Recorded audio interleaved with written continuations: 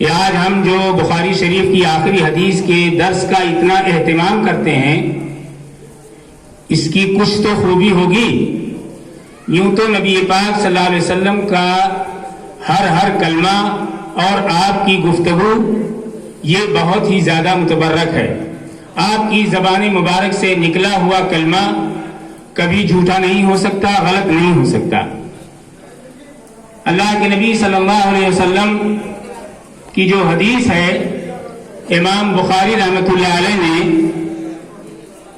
تقریباً 16 سال کے اندر اس کو مرتب کیا ہے، اور یوں ہی نہیں، اس میں تقریباً 7275 حدیثیں ہیں۔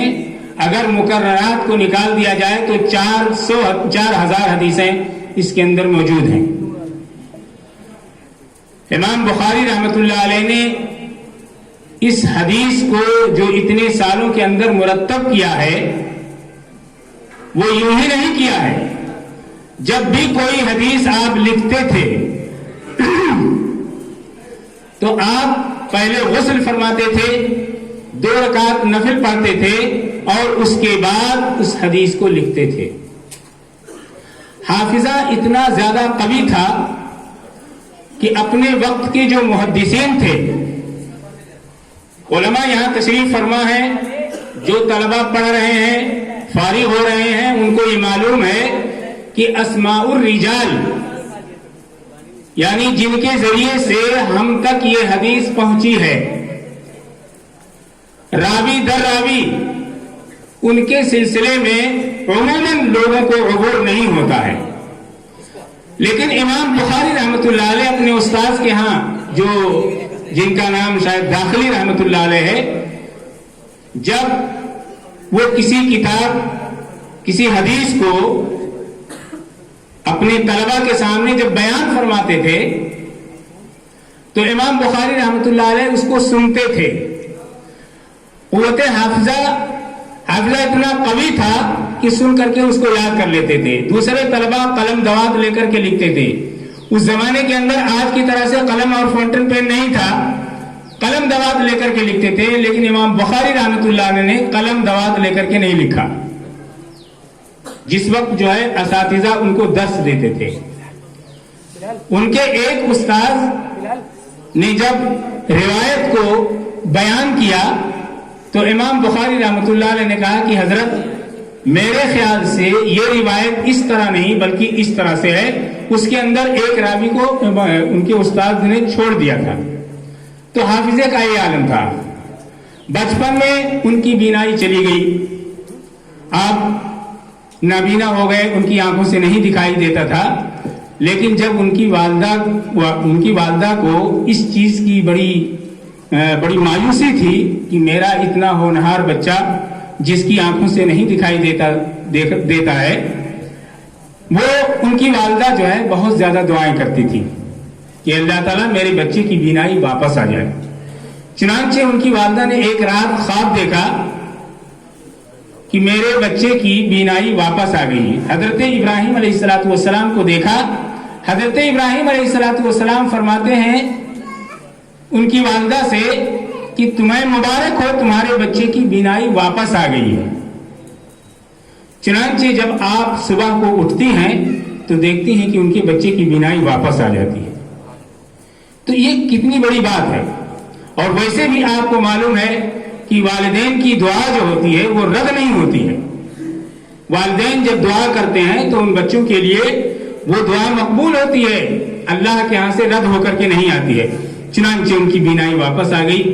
اور امام بخاری رحمۃ اللہ علیہ اپنے وقت کے بہت بڑے پائے کے عالم گزرے۔ اصح الکتب بعد کتاب اللہ، انہوں نے جو بخاری شریف لکھی، اس کے علاوہ بہت ساری کتابیں ہیں۔ صحاح ستہ جو 6 صحیح حدیثیں کہلاتی ہیں، جس میں امام بخاری شریف، مسلم شریف، ترمذی شریف، ابو داؤد شریف، ابن ماجہ شریف، نسائی شریف، ان کتابوں کو صحاح ستہ کہا جاتا ہے۔ اس کے علاوہ بھی بہت ساری حدیثیں ہیں، لیکن اس کے اندر امام بخاری رحمۃ اللہ علیہ نے جو بخاری شریف لکھی ہے، اس کتاب کی سب سے زیادہ اہمیت ہے۔ उलमा ने कहा है असहुल कुतुबी बाद किताबिल्लाह, कुरान मजीद के बाद जो सबसे ज्यादा सही किताब मानी जाती है वो बुखारी शरीफ है। इमाम बुखारी रहमतुल्लाह अलैह ने इस किताब के अंदर जितनी भी हदीसें आपने लिखी हैं यूं नहीं लिखी हैं। एक हदीस के बारे में पता चला कि फला शख्स ऊंट चरा रहा है, उसके पास वो हदीस मौजूद है, तो इमाम बुखारी रहमतुल्लाह अलैह कहने लगे कि चल के देखते हैं, उससे इस रिवायत को ले लेते हैं।